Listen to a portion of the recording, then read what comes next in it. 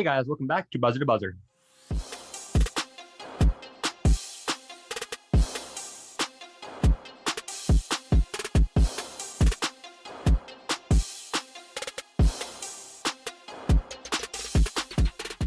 All right, guys, so the ninth week of the 2020 NFL season is upon us, and per the usual, we're going to be going over our top 5 key matchups and making the predictions. So without any further ado, let's get to it.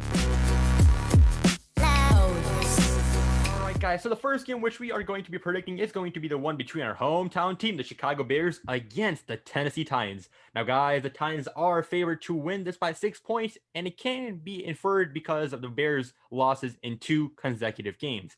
Now, guys, we did discuss that this 3-game stretch for the Bears is vital. I mean, last week's loss against the Saints, and now this week could be another loss. Guys, this has to be a must-win game against the Derrick Henry and Ryan Tannehill-led Tennessee Titans. Our thoughts on this game? I believe the Titans are going to win this game, partly due to the fact that 4 out of the 5 the Bears' offensive linemen are going to be on the COVID-19 reserve list or injured. The Bears' offensive line is bottom 10 in the league already, as is. And now that they're missing 4 starters, I don't see what they can do really much about it. Nick Foles is not a mobile quarterback, and I think this offense is going to struggle heavily on Sunday. Yeah, I also got the Titans winning this game. They had a kind of an off game against the Bengals last week, a game that you don't really see often from them. But they are, in my opinion, the top 10 team in the league. So I think you got to give them the win over the Bears on this one. As Arden was saying, their offense is inconsistent, and with their O-line being out, that just makes it harder for them to win. They have to rely solely on their defense more. So I don't think that they can stop Derrick Henry or Ryan Tannehill. So I have to go with the Titans on this one. The Bears' defense is very elite, and their biggest problem all year has been stopping the run. And with an elite back like Derrick Henry, it's hard to see the Bears winning in a matchup like this, especially with how ravished the O-line is right now. Missing Cody Whitehair, Jermaine Ifedi, and Jason Spriggs, just to name a few. I think they're going to get devastated by these Titans. Exactly, guys. We've already seen that our offense has not been able to put on a stable show, to say the least. And now missing on this O-line, this is going to hurt us even more. It's unfortunate, but I'm going to have to go with the Titans here as well. However, if you think about it, if you got a team like the Titans offense combined with the Bears defense, that would be one heck of a team. But in this case, both teams got one thing, but I feel like the offense of the Titans is just going to be overpowering for the Bears this week. All right, guys, and the next game which we are going to be predicting is going to be the second matchup between Tom Brady and Drew Brees, that being the Tampa Bay Buccaneers against the New Orleans Saints. Now, guys, the Buccaneers sitting at a 6-2 record will be facing the Saints for the second time, having won their first previous matchup. And guys, this game, Antonio Brown will be making a comeback in his first appearance after serving an 8-game suspension from the NFL. Guys, our thoughts on this game? This is going to be a super close game, in my opinion. The first matchup, obviously the Saints won, but I do think that was just an off game for the Buccaneers. They weren't ready for the start of the season, and Tom Brady wasn't getting warmed up. He's on a kind of a hot streak right now. And with the addition of AB, if he pops off, and that's just insane for their offense in general, because they already have Mike Evans and Chris Godwin. So their offense should be good. Their defense is elite. And as far as the Saints, if Michael Thomas doesn't show up, or neither does Emmanuel Sanders, they're absolutely done for. They have no chance. If they get those 2 players back, they do have a fighting chance, but I still have to go with the Buccaneers on this one. Yeah, I'm going to agree with the B on this one. I think the Bucs are just a better overall team. I don't expect Chris Godwin to play, or even if he does play, I don't expect him to be that significant. I think Antonio Brown is going to have a major impact from the get-go, considering his relationship with Tom Brady from the offseason. And the Tampa Bay defense, we've already seen what they can do. I mean, they've shut down Aaron Rodgers, shut down Derek Carr. They've played really well these last couple of weeks. And so I think they shut down Drew Brees, and I think it's going to be a blowout win for the Bucs. Let's look at the Buccaneers without Antonio Brown. They're firing on all cylinders. The offense has picked it up since week 1, and the defense is playing at an incredible level right now. They're firing literally on all cylinders, and now you're adding Antonio Brown to already elite offense. The question here is, even if Slant Boy and Emmanuel Sanders play next week, will they be able to outperform the Buccaneers? Even at their best, the Buccaneers are too good right now. It's hard to pick against them. Exactly, Harsh. Like you mentioned, it's like a team, like analogous to the NBA, right? The Warriors. adding another superstar, getting even better than they already are. We already know the Buccaneers, their defense is just absolutely crazy. Their offense has a lot of upside, and now even more upside. The past 3 games, not only have we seen tight end Rob Gronkowski finding his way with the team and Tom Brady, that connection getting going like it was in New England once again, but also, like you mentioned, they got Chris Godwin, they got wide receivers who are weapons, and Antonio Brown, even if he doesn't perform like the numbers we saw him in Pittsburgh, I still feel like any addition of Antonio Brown is going to make a huge impact, and the Buccaneers are going to blow out the Saints this game. All right, guys, and the third game, which we'll be predicting, is going to be between the Seattle Seahawks and the Buffalo Bills. Now, guys, the Bills had a rough performance, to say the least, last week, but the Seahawks and Russell Wilson put in his name back at that #1 spot for the MVP race with a notable win against the divisional team of the San Francisco 49ers. Now, guys, the Seahawks are a favorite to win this game. I'm going to get started off with B. Your thoughts on this game? Throughout this entire season, I haven't betted against the Seahawks in a single game, and I'm still not going to, obviously. This game is, in my opinion, I feel like it's going to be pretty one-sided. The Seahawks are a very good team right now. Their offense is on a hot streak with DK Metcalf, Russ, and Tyler Lockett doing amazing. And especially this game, I want to see how Carlos Dunlap and Jamal Adams, if he returns, make an impact on their defense. They already had a very good defensive performance against the 49ers last week. And in addition to these two players, I want to see if the defense becomes even better. And if it does, then they're a huge threat to all the Super Bowl contenders, and they will be, because that's what's been holding them back this season. Their bad defense. Their offense has always been amazing, so they're going to be a very dual threat team and a very potent team. You asked me this question like 4 or 5 weeks ago, and I would be saying, this would be the matchup of the two MVPs. But this over the last 4 weeks, I don't really know what happened to Josh Allen and the Bills. They just, they haven't performed to expectations. So I know the Seahawks offense is, probably #1 in the league. Bills offense hasn't looked too great the last couple of weeks. Even though they're playing the Seahawks defense, I still got to go with Russell Wilson on this one. I completely agree with the B. I think the Seahawks are unstoppable right now. I think Jamal Adams coming back is going to make their defense even stronger. I don't see the Bills, the way they've been playing recently, coming out and winning this game. I think the Seahawks have not an easy path, but a probable path to victory. I don't know. I think wise man once said, all roads lead back to Russell Wilson and DK Metcalf at some point or another, right?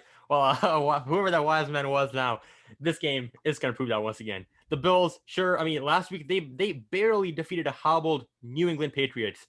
Now, if they had that much difficulty last week, I don't see them having a shot against these Seahawks, with which DK Metcalf is going off, about to go off another 100-yard plus game this week. And Russell Wilson is just Russell Wilson, about to keep that #1 spot in the MVP race. I expect nothing less besides a blowout for the Seattle Seahawks to win.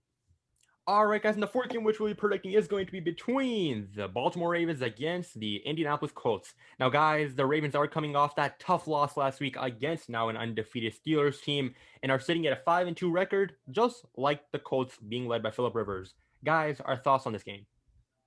I'm going to go with the Ravens on this one. I think the Ravens defense, obviously, they played well against the Steelers, and their offense failed to come through against an elite Steelers defense, probably the best defense in the league. The Colts defense is good, but I don't think it's as good as the Steelers. And looking at how close that game was, I think one possession goes the other way for the Ravens and they win this game. I think that also the Ravens win this game. Honestly, just because of the Ravens offense.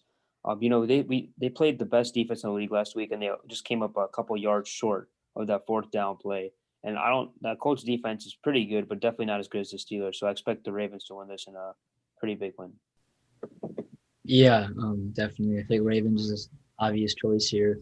The Colts are a great team, don't get me wrong, and they have been very good in the past couple of weeks, especially absolutely destroying the Lions. But the Ravens defense, as Harsh and Arian both mentioned, is definitely top 3 in this league. And almost beating the Steelers, you got to give them credit. Lamar Jackson may have his flaws. He might not have the best arm, but at the end, their offense is still pretty decent. The defense is amazing. So I think that's why the Ravens are going to win the game. Yeah, exactly. This game, I think it might be the closest game of the week. It's honestly a toss-up. You got both the Ravens and the Colts. Both teams got stellar offenses, stellar defenses, and the Ravens were just one play away. Last week they didn't even have their best running back, and Mark Ingram. I feel like this week is probably going to go in the favor of the Ravens, but do I think it's going to be a blowout? No, it's going to be a close game going till the end, but the Ravens will slightly pull away. All right, guys, and the final game, which we'll be predicting, is going to be between the Las Vegas Raiders against the Los Angeles Chargers. Now, guys, the Raiders are sitting at a 4-3 record from last week's win against the Cleveland Browns, and the Los Angeles Chargers currently at a 2-5 record. Now, guys, we have seen Justin Herbert been balling out with the Chargers, but the record has not been reflecting it. And the Raiders, they got Derek Carr. Our thoughts on this game? This is going to be a close game in my opinion, but I'm going to have to go with the Raiders on this one. The Chargers are a great team, don't get me wrong. Justin Herbert's on path to win Rookie of the Year, but I don't think they're good at keeping leads. I mean, they're the new Atlanta Falcons, to be honest. And no matter how close it is, I feel like the Raiders will come out on top. Who knows even if it's going to be close? The Raiders are always a sleeper team. They surprise a lot of teams. We saw the Chiefs. Their ceiling is like through the roof right now. And who knows? I think it's going to be a very close game, but the Raiders will come out on top. I'm gonna have to disagree with the B on this one. I'm gonna pick the Chargers to win this game. The line says it's even, so you could really go anyway with this one. And I truly do believe after blowing 4 16-point leads this season, I don't see it happening again. The Chargers are a good team, and if those 16-point leads go the other way right now, they are a 6-1 football team. Obviously, that's not how they play, but even a 5-2 or 4-3 record is comparable to what the Chargers are at, and I think they come out with a win over the Raiders this week. All right, yeah, Harsh, you're gonna have to go exactly right there. The Chargers, sure, it's a bit of a bad record to say the least, but I still got faith in Justin Herbert. It's not really his fault that they've blown this many 16-point leads. The defense, I think, is gonna have enough confidence, hopefully, to know that they can come out with their game faces on. And the Raiders, all season long, they've shown that they can be at points a really good team, and at points is just an all right team. I feel like that there have been slightly escaping the wins that they have currently. And I believe that Justin Herbert, the man's thrown for 3 touchdowns and 250 passing yards and more for the past 3 consecutive games. And this game should prove nothing but that. I'm going to have to go with a B on this one. I think Justin Herbert is a little bit inexperienced. The Raiders have been playing really quality defense these last couple of weeks. And, the Raiders' run game is probably their strongest suit. And the Chargers' run defense, ranks, bottom 10 in the league. I think Joshua Jacobs has a really, really big game. And I think that's going to help out Derek Carr and the Raiders get the W. I'm tired of this slander against Justin Herbert. I was just about to say, Rihanna, against the Saints, it was the defense would confuse him. Now it's inexperience. Though right now the favorite for offensive rookie of the year is showing like he can play with some of the best QBs in the league. And he's on track to be that over the course of the next few years. I don't want to hear any of this inexperienced stuff, especially with the way he's been playing all year. I do think that when our audience says inexperience, I feel like it's not as much slander to Justin Herbert. I think just the fact that sometimes in the fourth quarter, he the first 3 quarters of the first half, he plays amazing, and in the second half, he kind of slumps a bit. And that's where the other team kind of gets the advantage. That's why they win. That's why they blow leads.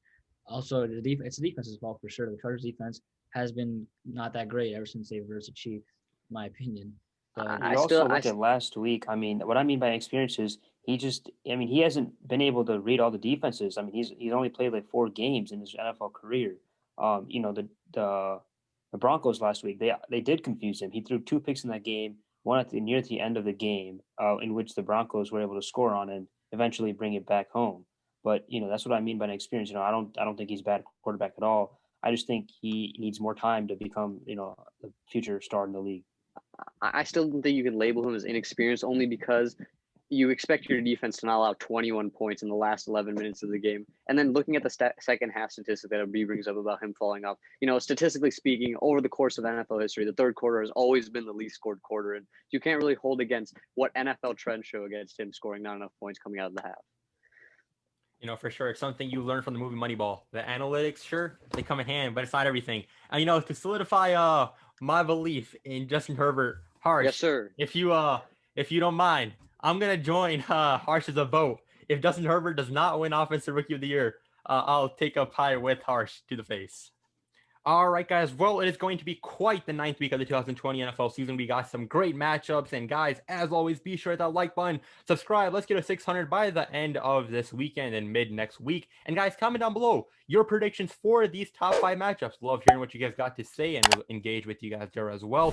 But, guys, take care. Catch you guys on the next one. See you guys.